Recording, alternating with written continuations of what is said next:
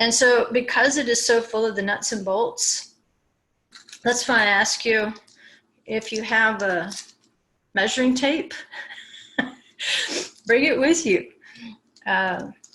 Because these measurements, I know in our old King James Bibles, everything was in cubits, but I don't really know how big a cubit is, and I don't know what a cubit is based on. But these measurements with the tabernacle are typically in amot, which you're already familiar with.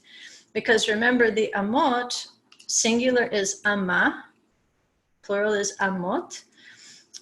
You're already familiar with that 2,000 amot as the measure of a Sabbath day's journey. You're already familiar with it in that more mystical sense of Pharaoh's daughter extending her amot to get the basket with Moses in it. There's a sense of measurement in this Torah portion. And what's interesting is that we're getting physical measurements and weights and calculations and so forth for something that is representing something that is outside of time and space. So how do we build physical objects to represent things that are outside of time and space? We don't know.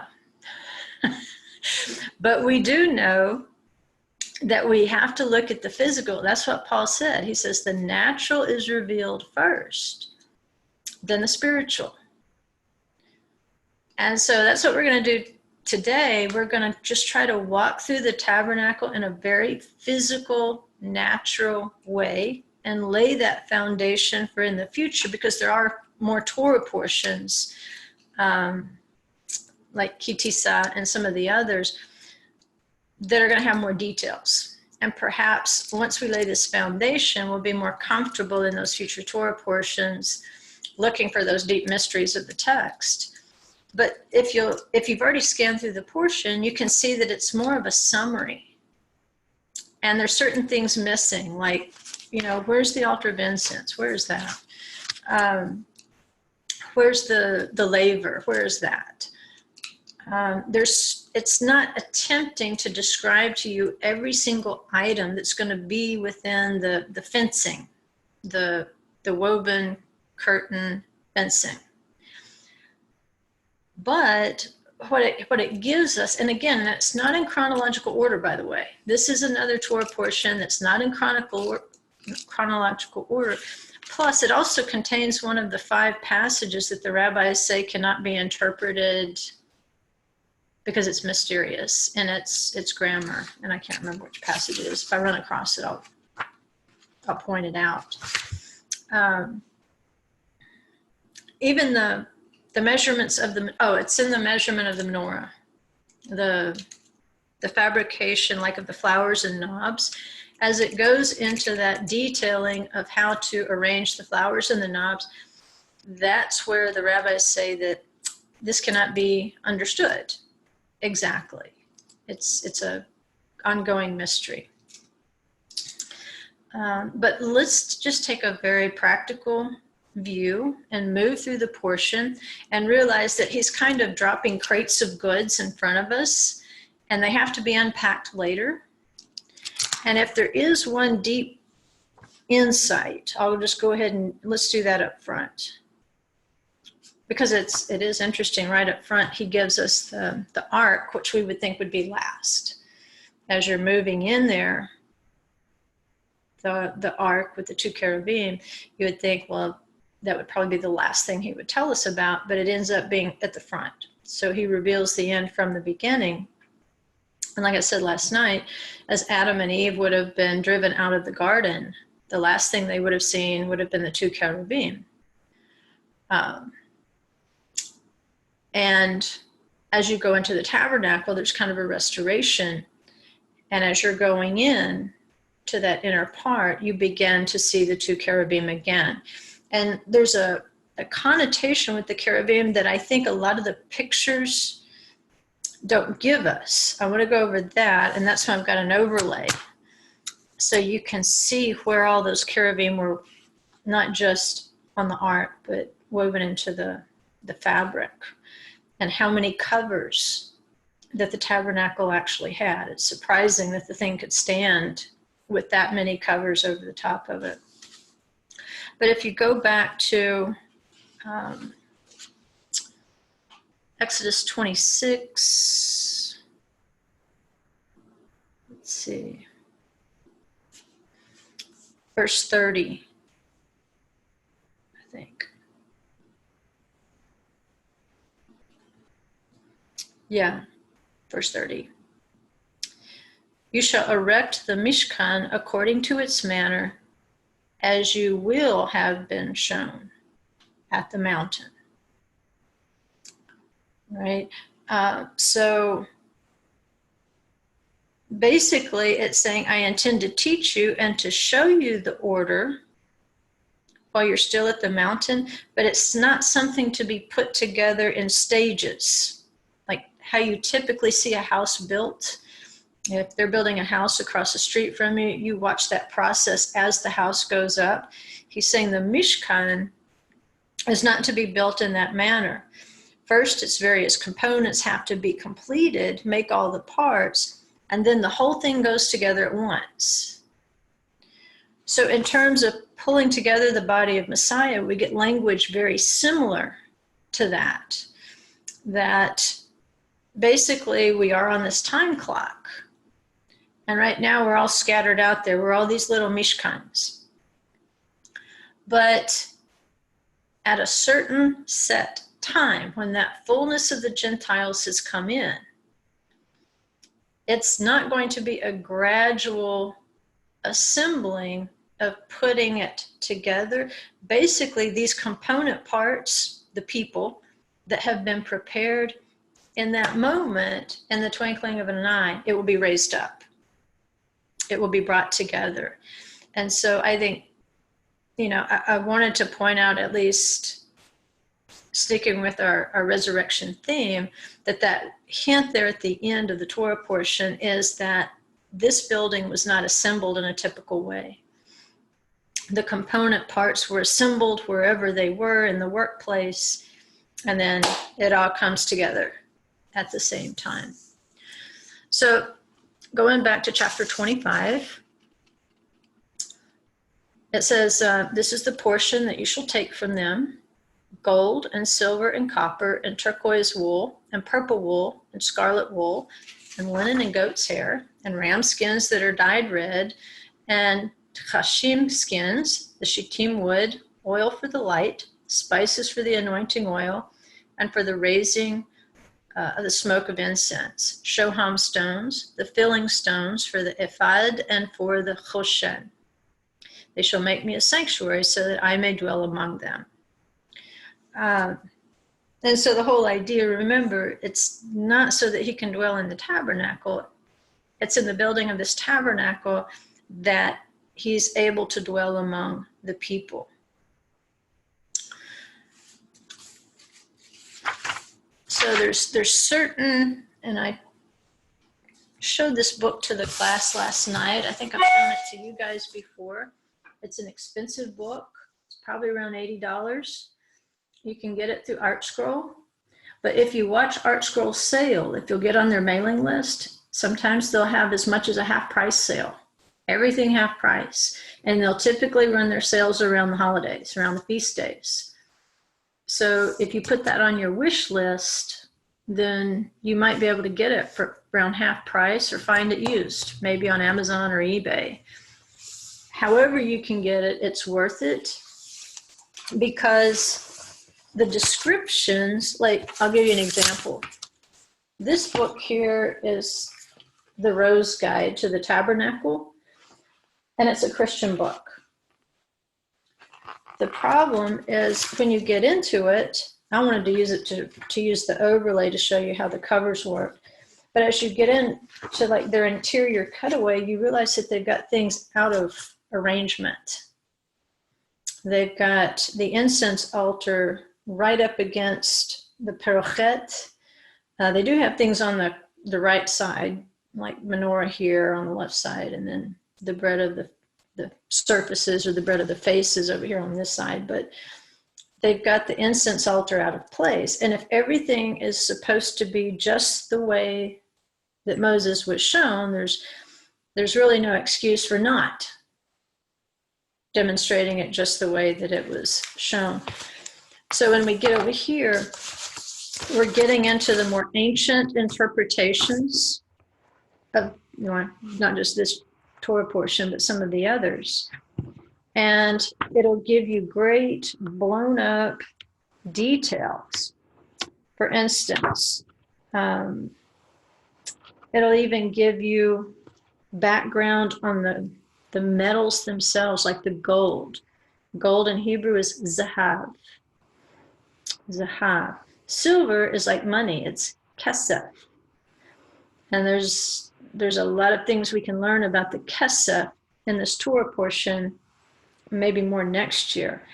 But the idea of silver is what you have to give, like that's mandatory.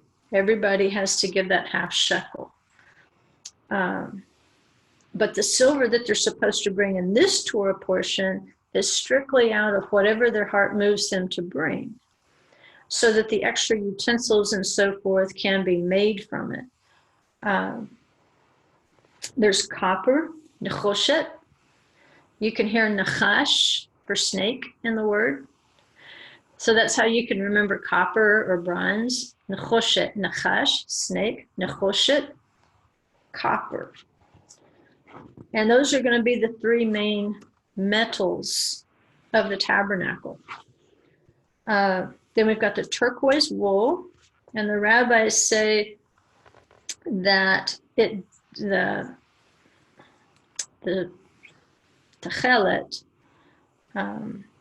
it comes from chilazon, which is a snail-like creature that lives in water. But they say it's going to have this kind of a greenish tint to it. And then it breaks down the purple wool, the scarlet wool. It gives you little details about that, which is good. The linen, the shesh. And remember, in Hebrew, the letter or the number 6 is shesh. So there might be something to learn there. There's goat's hair, which is going to make up like a cover stretched over the actual tabernacle. And then there's going to be a dispute as to whether the ram skins dyed red and the tachash skins are two more separate covers, or whether those two materials were actually stitched together just to make one extra cover. And a lot of the translations will say dolphin skins. Once you get past the ram skins dyed red, they'll say dolphin skins, or they'll say badger skins. And the thing is, nobody really knows what creature that was, the tachash. But there seems to be some agreement that it was a kosher animal, and it had very colorful skin, which is interesting. And maybe that's where they're getting, say, dolphin, because sometimes if you look at a dolphin in a certain light, it's almost, like that, not effervescent, what's the other word, fluorescent. You can see different colors. But that's why I wanted, if you had time, to read Ezekiel 1, because there's a little secret of the cherubim in the Torah portion that we can connect with Ezekiel 1 and say perhaps what Moses saw was the same thing Ezekiel saw. And part of that vision had to do with the rainbow appearance around the throne. And so it's possible that top skin, the tachash, because its skin was supposed to be very colorful, may have in some way represented that aura of the rainbow around the throne. We've got the shittim wood, and it's sometimes translated as acacia wood, but there's not 100% agreement that that's exactly what it was. that it could have been a specific species called the erez, which is like a cedar tree. So it would have been fragrant, it would have been lightweight, and there's a tradition that Jacob took these erez trees down to Egypt and planted them because he knew that they would need them when they left in order to build a tabernacle. So when they left Egypt, the legend says they chopped down those trees that Jacob planted and took those with them, and that's where the wood came from. We've got the oil for light. It had to be the purest. And in some cases, like where they're going to use it to anoint certain pieces of furniture and implements, then they're going to add spices to it. So you've got oil, you've got spices, and on the bread of faces, they put frankincense, I want to say, not myrrh. I believe it was frankincense went on top of the bread of faces. You've got the shoham stones, which you'll remember from the lower garden in Bereshit 2, that there was good gold, which I say we're reading Genesis 2, whether we realize it or not, we're getting the expanded version of Genesis 2.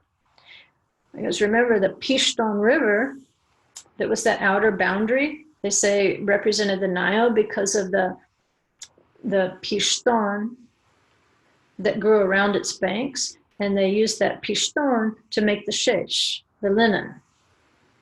So that outer river of Eden is going to represent a kind of a wrapping around of linen. Within that, it says there was good gold, high quality gold, and they say that's a proper noun. It's not a description of the quality of the gold, it's the name of something. So therefore, it's going to be prophetic of people who will one day populate the interior of the Garden of Eden. One of the stones that was in the Garden of Eden was the shoham stone. And remember, it was a black stone, but its very meaning is to turn white. So when we get over to Revelation and it talks about, I'll give you a white stone, again, it's a hint back to the shoham stone. It's a black stone that means to turn white, and the shoham stones had to be used on the shoulder pieces of the ephod. And remember, they would have had 6 of the tribes on one shoulder and then 6 of the tribes on the other shoulder. So again, it's telling you that Israel was prophesied to be within the Garden of Eden. And in a mystical sense, Israel was in the Garden of Eden even before there was an Abraham and Isaac and Jacob who was called Israel, even before Adam in some of the literature is referred to as the first king of Israel. So not only the shoham stones were in the lower garden, remember the bdellium stone? And the rabbis say that it was like a prism. It looked like a rainbow when the sun would hit it. You could see the rainbow colors. And so there again, that tachash skin, if it's got that kind of fluorescent, multicolored skin, we're getting kind of the same image of that lower garden. And then it says the filling stones, and they're called filling stones because remember, you've got a gold casing on the choshen, and the choshen is going to be that square piece that's on the front of the high priest, and then it has the 12 gemstones inset into the gold, and those are translated out as filling stones. I don't know if they are in a normal Bible, but as the rabbis are interpreting what it means, that those stones are there to fill the good gold of the choshen, of the breastplate. And it's worth it if you've never thought about or memorized these textiles that went into the making, not just of the tabernacle, but of the garments of the priesthood. It's worth going through there. And this book, I mean, it's got nice big letters. The only problem is it doesn't have transliteration. So that's why I want you to learn to read Hebrew. So you can sound these things out. And you can go through here and you can say, okay, gold, zahav, silver, kesef, copper, nechoshet, turquoise wool, techelet, purple wool, argaman. That scarlet wool, we've had lessons on the scarlet wool before because of the scarlet harlot. Tolaat shani. And shani is that red. And it also has like the same letters as sheni, which means second. And then it's also the letters of a verb that means to change. That's where we get like shana for year. So once you start memorizing these words, shesh, linen, izim, goat's hair, shittim is shittim. Usually they go ahead and write that out. The tachash, skin. Shemen for oil. Shemen is a word worth knowing because it is that oil. It's worth it. All right, let's go on to the ark.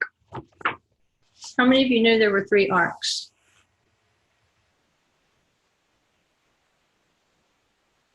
Okay, this is great because this is where it helps.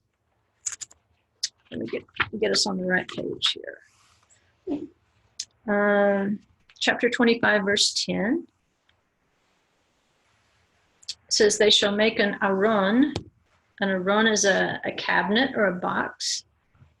They shall make an aron of shittim wood, 2.5 amos its length.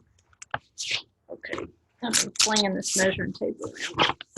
Let's try to figure out, as it concerns the ark, there's dispute as to exactly what the length of an amah is. It's going to range, they say, between around 19 inches to 22 inches.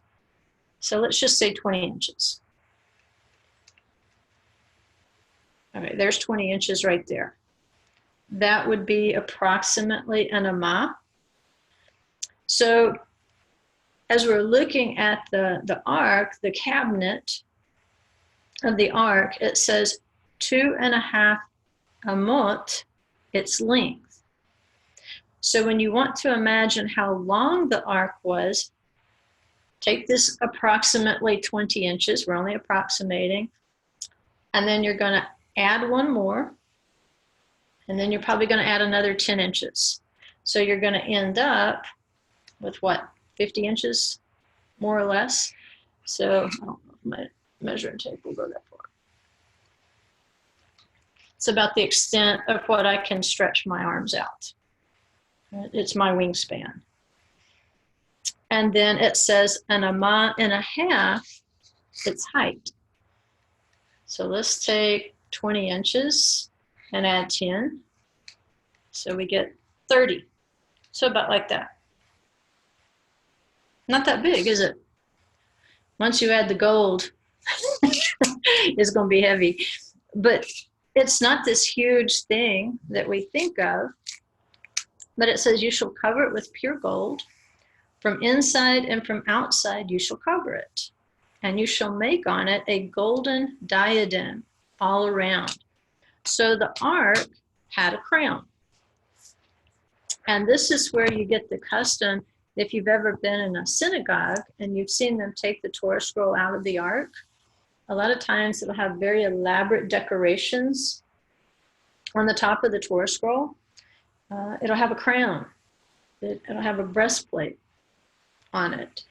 And that's where we're kind of modeling here after the ark, because the ark did have a crown that went around it. And so we read that, and as we're reading in English, it sounds like, oh, it was just like a gold overlay. If you've ever seen them kind of overlay a sheet of gold film on something, It sounds like a pretty easy process, but that's not what they did. They actually had 3 arcs. And here's what they did. First of all, they would take that measurement of the wood. This book is huge, by the way. So you can see they would build the wooden part of the ark out of the shittim wood.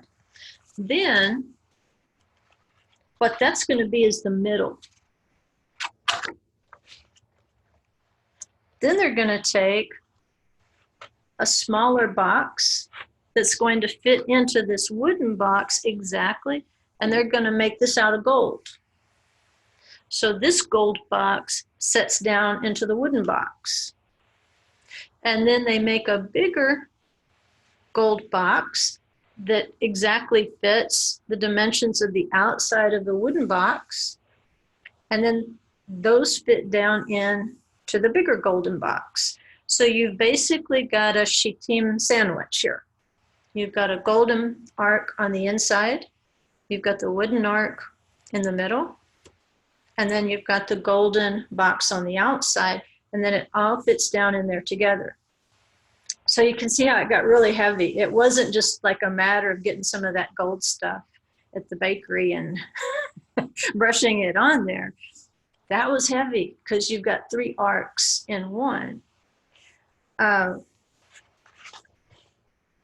then you can see a picture, a representation maybe there of what the crown or the diadem would have looked like as it went around that top rim.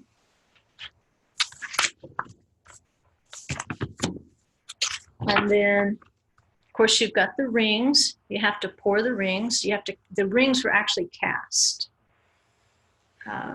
on the outside of the box. And then this was my new learning right here, which this book doesn't really tell about it. You have to get into, I think, Rashi, where you can see you've got wooden staves that are going to go through the rings. But then down here, he's showing the golden staves separately. How did that work? The way it worked is you have to imagine these golden staves sliced lengthwise, like, you know, bamboo is hollow in the middle, right? If you were able to cut your bamboo lengthwise and open it up, now you've got 2 channels down the middle of each length. And that's what they would do. They would cast this metal for the staves like 2 pieces of a bamboo pole. And then they were able to just fit it and enclose it just like they did the box. The cabinet for the ark, that's the same way they did the staves. They would create that inner shittim wood core, but then the overlay was not a matter of just dipping it in gold. They actually created separate pieces and then enclosed it in gold, which makes a lot more sense. And it sounds like it would be a lot more stable in terms of its structure. And the way that the staves were made, remember you couldn't remove the poles. That was one of the requirements. So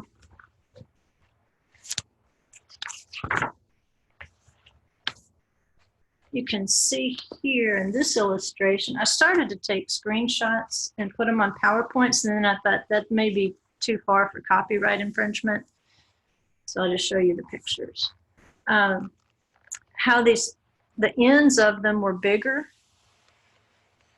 than like the rings, so that when they pushed them on through, they wouldn't accidentally fall through the rings because you couldn't take them out. So they made it really difficult. You'd have to really work with it to be able to even pull those staves out of the rings. Of course, you're going to put the testimony into the ark.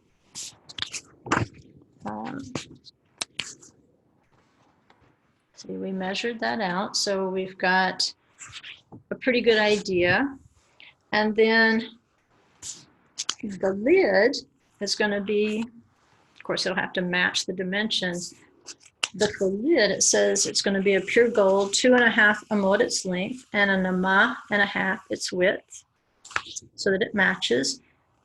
How would you do that? This shows the process. You start out with one piece of gold, and then you start striking it in the middle until these two little horn things start to come out. And then you can shape it at that point and make it into the cherubim. Now, this is where it gets interesting.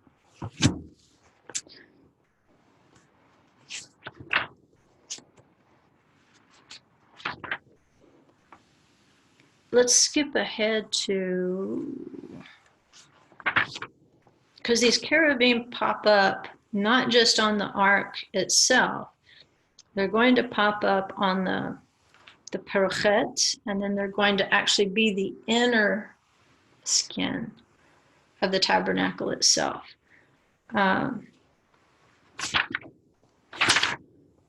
Chapter 26 says, you shall make the tabernacle spread of 10 panels. This is the inner skin, and they're calling it the spread. You shall make the tabernacle spread of 10 panels, twisted flax, and turquoise wool, and purple wool, and scarlet wool. Cherubim. There's our creatures again, just like we're supposed to be on the ark. The work of an artist shall you make them. The length of one panel, 28 amos. And so if you can, it's a lot harder just to take your little measuring tape and imagine, that panel, one panel out of those 10, it's going to be 28 amot, and then in length, and then it's going to be 4 amot for one panel. So 28 by 4. And eventually those are going to be stitched together side by side so that they create the covering. And it tells you how to attach them and so forth, and how to make the loops so that they're attached together. But the interesting thing is, again, it mentions the cherubim. And later we'll see that on the curtain there, into the Holy of Holies, that you're going to have, again, let's see, is that the same Torah portion? Yeah, it is. Where it gives instruction for the parochet. But the idea here is the cherubim had to be woven into the fabric. Sometimes a translation will say the work of an embroiderer. Well, that wasn't really the way it was done. It was actually woven into the fabric itself as the fabric was woven. So you can see how it would take a person of great skill, or a person who's, really was given a spirit of wisdom and understanding to be able to create that, the cherubim in the weave, especially when you realize what it actually was. We tend to think of the cherubim as the little baby-faced angels, and they did have childlike faces.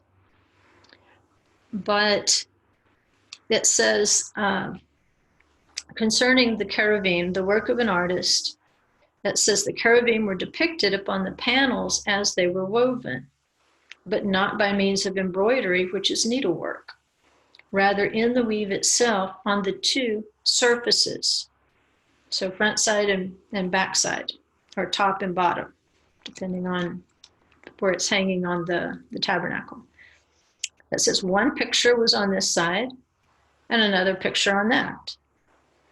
And as an example, Rashi says a lion was on this side and an eagle on the other, in the manner that they weave the belts of silk, which they call faissé in Old French. He was trying to give the people of his generation an example of how that worked, so that there was one picture on one side of the fabric and a completely different picture on the other side of the fabric. It wasn't a mirror image from front to back. So how are they coming up with an eagle? What did he say? A lion and an eagle. Well, it goes back to what they believed the cherubim looked like. We're conditioned to seeing, you know, this is the traditional picture of the cherubim. Sometimes we'll see them like with their wings more like that to create a seat. But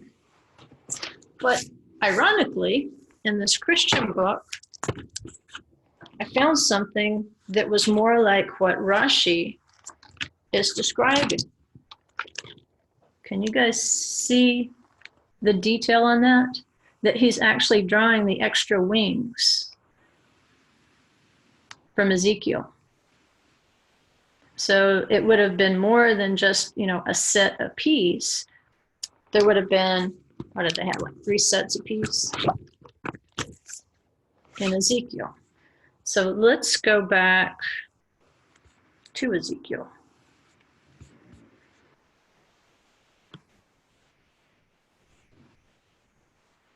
And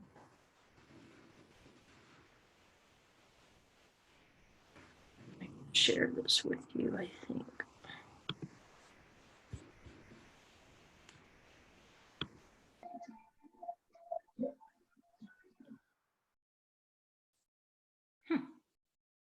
All right, let's try again.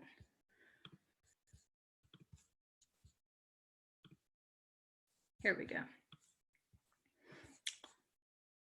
All right, it says, this is Ezekiel 1:4. It says, as I looked, behold, a storm wind was coming from the north, a great cloud with fire flashing forth continually and a bright light around it.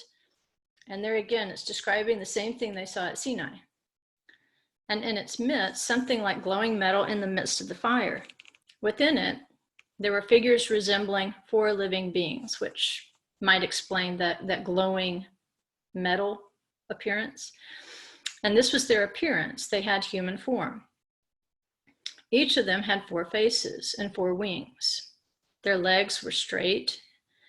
And by the way, I'm reading this out of the NASB. We might get a little bit different account had I pulled my Tanakh out. There might be a little bit different translation. So within it, there were figures resembling 4 living beings, and this was their appearance. They had human form. Each of them had 4 faces and 4 wings. Their legs were straight, and their feet were like a calf's hoof, and they gleamed like burnished bronze. Under their wings on the 4 sides were human hands. And as for the faces and the wings of the 4 of them, their wings touched one another, which is pretty much the description we have of the ark. Their faces did not turn when they moved, and each went straight forward. As for the form of their faces, each had the face of a man. All 4 had the face of a lion on the right, and the face of a bull on the left, and all 4 had the face of an eagle. Such were their faces. Their wings were spread out above. Each had 2 touching another being, and 2 covering their bodies. And each went straight forward. Wherever the Spirit was about to go, they would go, without turning as they went. In the midst of the living beings, there was something that looked like burning coals of fire, like torches darting back and forth among the living beings. The fire was bright, and lightning was flashing from the fire. And the living beings ran to and fro like bolts of lightning. And then it goes on to describe the wheels, which is really easy to visualize once you look at that menorah. Especially the revolving menorah that I've got, where you can start turning the wheels within the wheels. Because as he describes how they work, it makes sense. Like the wheels were within one another, that there's fire, that there's coals within that fire. And let's see. At some point, he's told to reach inside of there and get these coals from inside the chariot wheels, basically, of the throne. So what did Moses see? That's a good question. But that description that's there in Ezekiel, as we drop down there, it says, in verse 28, it says, as the appearance of the rainbow in the clouds on a rainy day, so is the appearance of the surrounding radiance. Such was the appearance of the lightness of the glory of the Lord. And when I saw it, I fell on my face and heard a voice speaking. So that description there of the cherubim, Rashi and a lot of the other commentators, one source they're quoting is Minchat Yehuda, Sifsei Chachamim, that rather than our traditional viewpoint of it basically being the little fat baby angels, that actually it was these more fearsome angels with that double set of wings, and then this appearance of the ox, of the eagle, of the lion, and then of the human being, the four living creatures. And so as you looked, I'll use my overlay at this point. Let me get it down.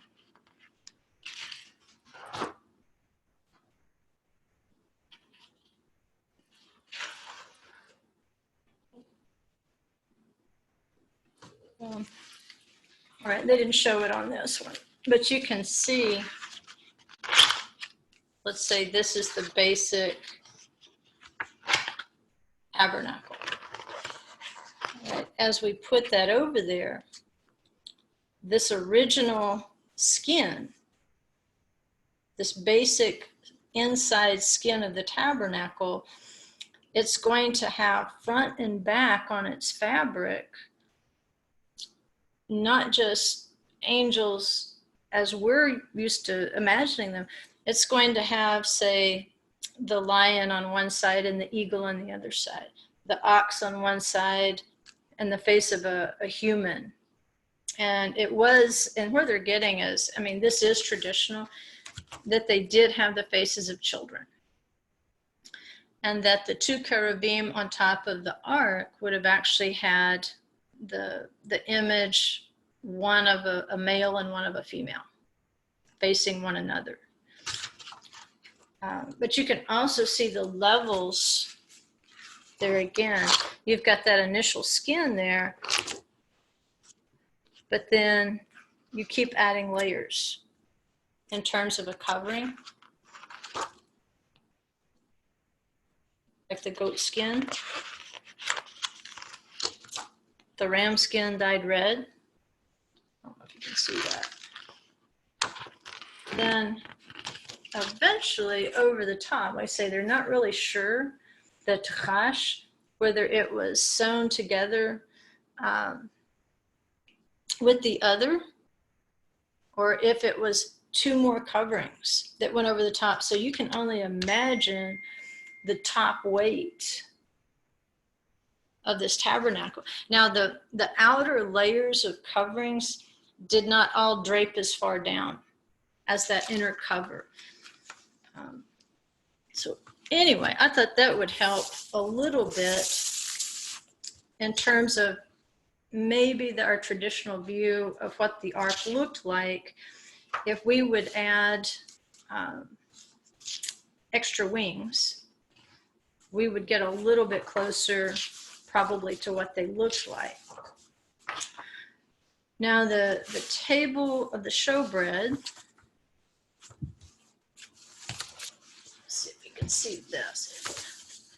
As it went up, and there again, it had, I don't know if you can see it, it had a crown that went around the table. It had, again, that interior of shittim wood, the wooden structure, the wooden base, and then it's going to sit down into a gold frame. But these racks, you can see these gold racks, what they had in between was like, today we use cooling racks when we take something hot out of the oven. And these pretty much had the same thing. They had racks to separate the bread of faces, sometimes translated the bread of the presence. And let me skip past that because you figured out how the ark works. The table was the same with the overlay. It also talks about, you know, the forms of the table. And you say, well, what forms? They had to have the form to bake the bread in, to make sure the bread had uniform shape and so forth. And it was understood again in these pictures that it was kind of a box shape. And so it gave it lots of surfaces. So sometimes when you see it translated into English, you'll see it called not the bread of the presence, not the bread of faces, but the bread of surfaces, because it's the same Hebrew word. But what it's calling a dish for the bread or for the table, that dish is actually the form that they bake the bread in. And then they have to have a form. Once they've got the bread out, they're going to have a gold form to set the bread back into. And then, of course, it's got spoons for the bread. Why do they need spoons? Because they have to put the frankincense on the top of the loaves. And again, the drying, I don't call it a drying rack, the rack where they rested in the holy place, they were considered tubes.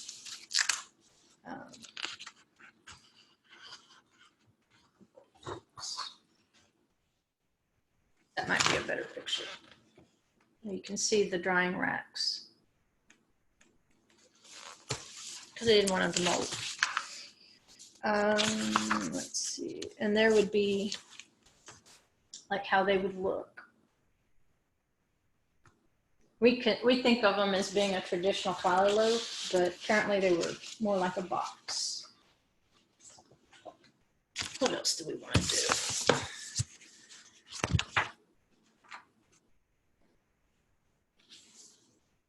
You said that also had a crown. There it is. I was going to give you that verse. It's chapter 25.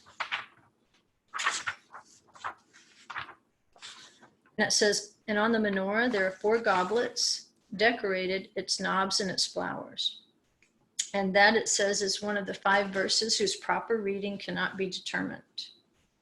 That it is not known whether the verse is saying decorated goblets or decorated with its knobs and flowers.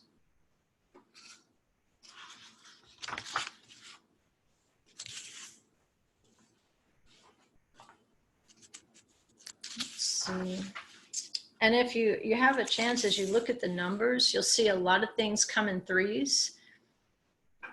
Even though it's not explicitly stated, like the 3 boxes of the ark, 3 pieces of furniture in the holy place, you'll see a lot of 3s.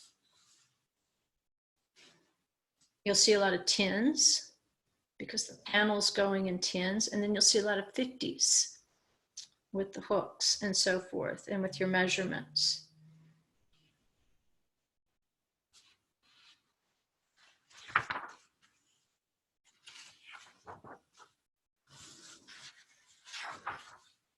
The beams, that's what I wanted you to see. Let's see if it's got beams in here, because those beams had to be pretty strong to hold that tent up once they put all the outside coverings. Oh, I didn't know they had this in here. It's showing what the fabric of the partition, like, which this is just in purple, but it shows you the outline of what that might have looked like on the partition curtain, where you've got the eagle on one side woven in, but somehow woven in on the other side, an eagle, and then you would have the bull, and then the face of the human being. You would have those 4 creatures that are considered what makes up a keruv. Or, yeah, cherubim is plural. Where are those beams? I want you to see how they set down into their sockets.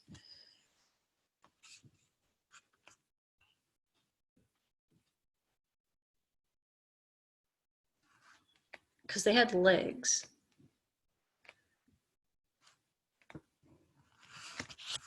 There. Okay, so they're having to make the beams for the sidewalls, and the beams for the sidewalls were not horizontal, they were vertical. So as they made the beams, at the bottom, they had to carve out feet into the beam. So each beam has 2 legs. And then going along the bottom,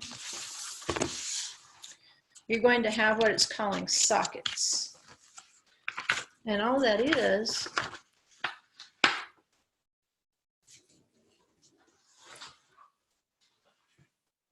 I see how they fit down into their sockets. It's those sockets that are going to keep the beams plumb, going to keep them straight up and down, and it's going to keep them pushed together, like so that they're completely straight, snug, everything joined together. Because remember, with that much weight on the top, it just takes one little thing leaning out of place, and the whole thing can come down because there's strong winds. They're called Khamsin winds out in the desert, in the wilderness, and it could take it down. So once you assemble them, you're going to have that solid wall inset at the bottom into its foundational socket.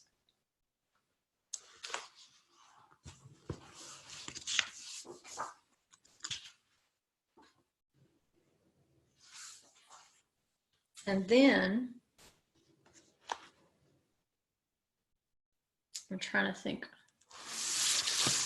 there were bands that went, you didn't see them on the inside of the tabernacle, but these poles, you have an upper band and you have a lower band.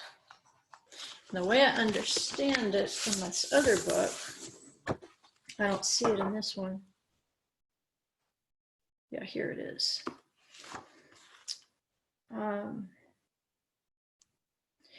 The top and the bottom ones were bars. And the 2 sets of bars on the sidewalls, on the beams, there's hooks that are protruding out of that outer section of the beams. So they'll run the bars through the hooks, through the rings. And that gives it stability here and here. But this right here down the middle, it's a dashed line, because down the middle, what they did is like they bored through the boards. Here it is. I wish I'd have started with that. I did all that reading trying to figure out what it was saying. Can you see the beam there, how they bored the hole through? And then they take their dowel and it adds an extra support, because not only do you have the 2 outside upper and lower rails holding it together, you also run it through the interior, through the middle. And so this is going to fall halfway down the beam.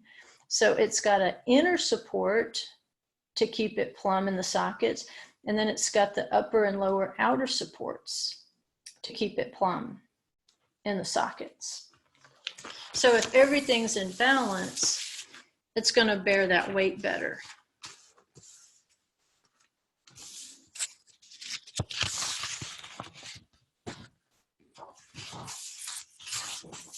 But we could probably sit down with this and spend a couple weeks just going through it, looking at how the hooks are made and so forth. But one of the anomalies, and I don't think it's in the tabernacle, I think it's in the description of the temple. I might be getting 2 stories mixed up, where they're giving the measurements of the holy place.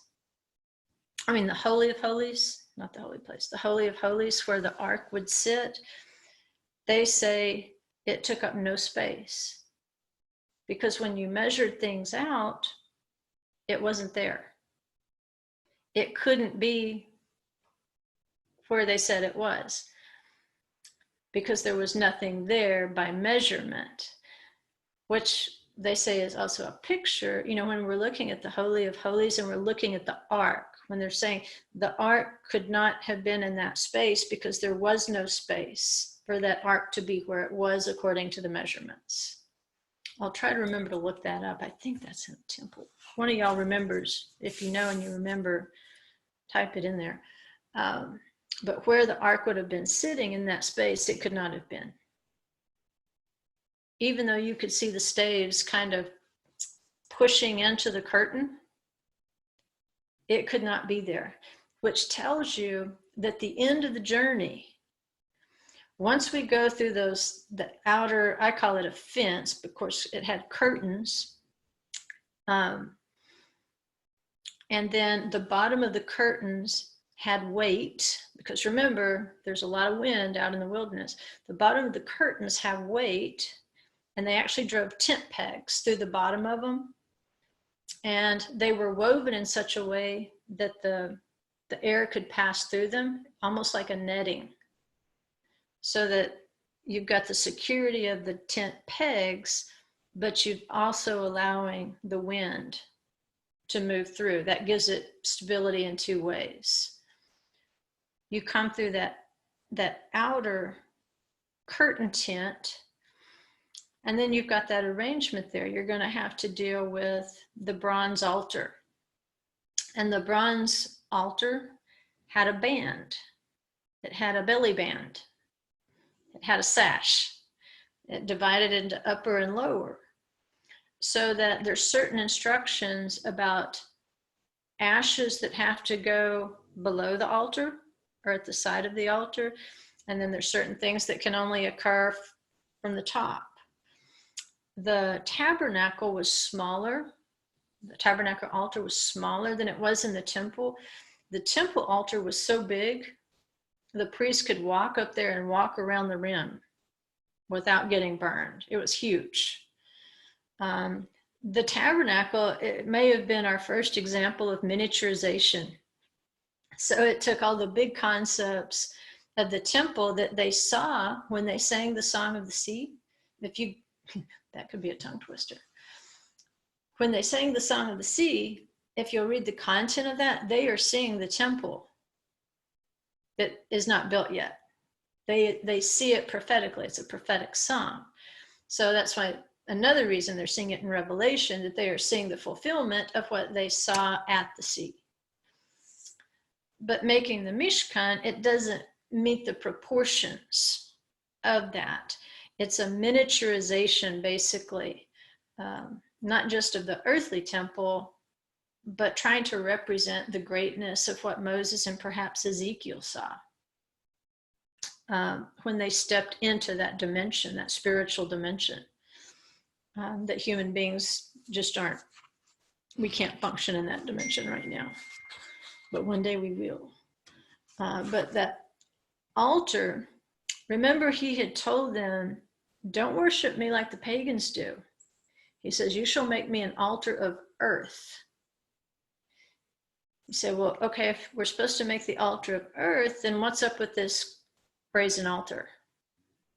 Well, once they made it, and look, it's got a similar netting on it around here, like the ark and the bread of the faces, they had a diadem.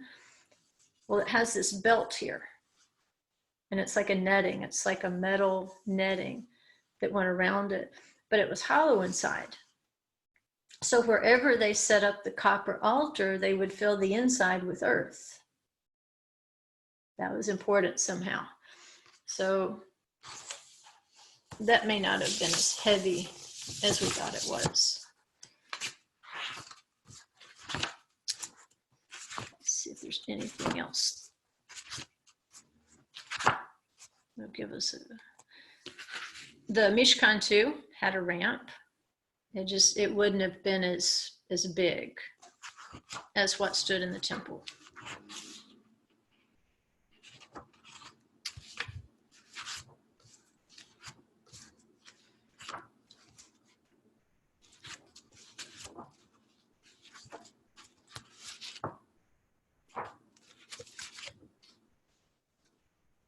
And like I say, we don't running out of time here, but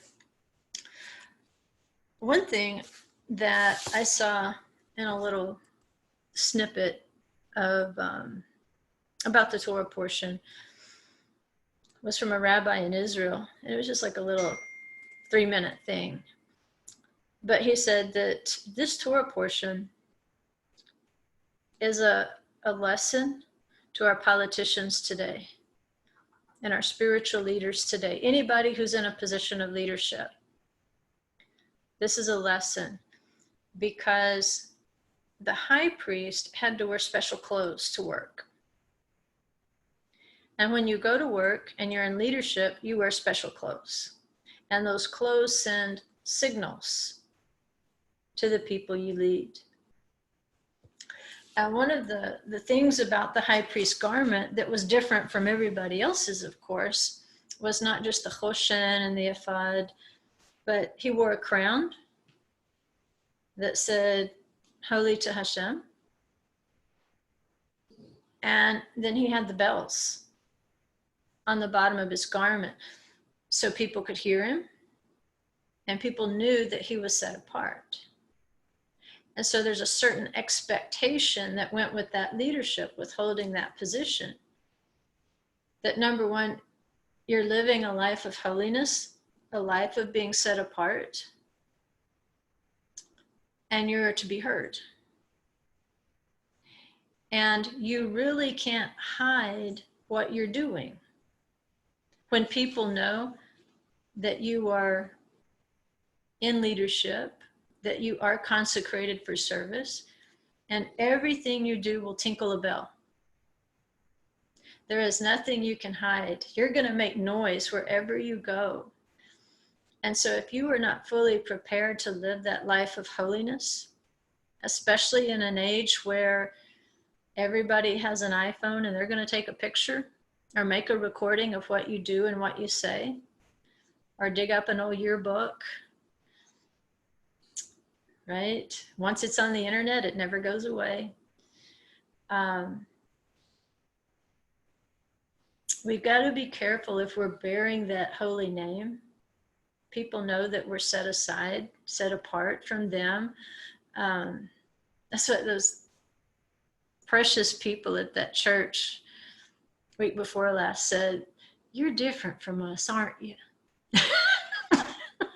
I don't know if that's a compliment or not, but they knew that there was something different, that I didn't go out to eat on Saturday. And as the weekend went on, they found out just how different I was from them. But when people know you're different, you can't just be different to be different. Some people just want to be different because it draws attention. Well, you've got the tinkling bell, but if you don't also have the holiness to match it, people will point it out. It will be much more noticeable. And I think, again, that's where James says, not many of you should be teachers, knowing that we shall receive the greater condemnation. There is a higher standard. So in that sense, we all have to be careful, because we're all teaching by our behavior when we're doing something the world thinks is different.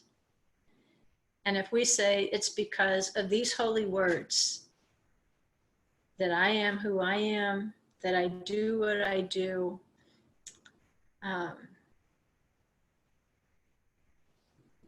if we're making that proclamation, then everything we do will make enough noise for people to know where we are and what we're doing on any given day. So we've got to be careful when we're out in public, when we're on the internet, when we're on social media. It's not to say we have to be perfect. Nobody's perfect. But we do have to be conscious that if we proclaim one thing and do another, rest assured someone's going to point it out. And it might be somebody of like kind and like mind. It might be an enemy. It might be an impartial observer who just says, wait a minute, what you just did or said doesn't really line up with who you're telling me you are. And that's what our politicians and other leaders are finding out, even in the secular realm. I think the religious world got turned up on its side back in the 80s pretty hard with a lot of scandals and so forth. And yet to this day, you know, there's religious people out there with their high dollar jets and Cadillacs and mansions and so forth. And you can do it, but you just have to know you're making a lot of noise and people are listening. And they're going to point out if there's any disparity between the holiness of the one you serve and the way you're living your life. And you got to be ready for that, because it'll rock you back on your heels if you're not expecting it. Remember the Gentile that says, I'll convert if you'll make me the high priest. And then once you find out the requirements of the high priest, you're like, who would want that job? That's such an elevated level of holiness. You know, just put me in King Solomon's stable shoveling horse manure, you know. But let that be an encouragement and a warning. You know, people are watching what we do and say. And that's why, you know, for those of you who would like to do the Hebrew class, people are starting to recognize, they'll call us you people. I met some of you people at the airport. They told me one time, I met some people like you. I ran into some people like you. They know that there's people who are not Jews. They're not Orthodox Jews. People just out there all of a sudden keeping Shabbat and keeping kosher. And we can follow up with that and establish a reputation as being a humble, dignified, diligent people. And let that be their experience with you people or people like you, rather than being, you know, making a lot of noise, but not necessarily living a life of holiness. So that's my exhortation for the day, because I know we don't have time to go through all the things that are described in the Torah portion, but I liked that analogy he made. People are always listening. So we have to be careful where we go and what we do.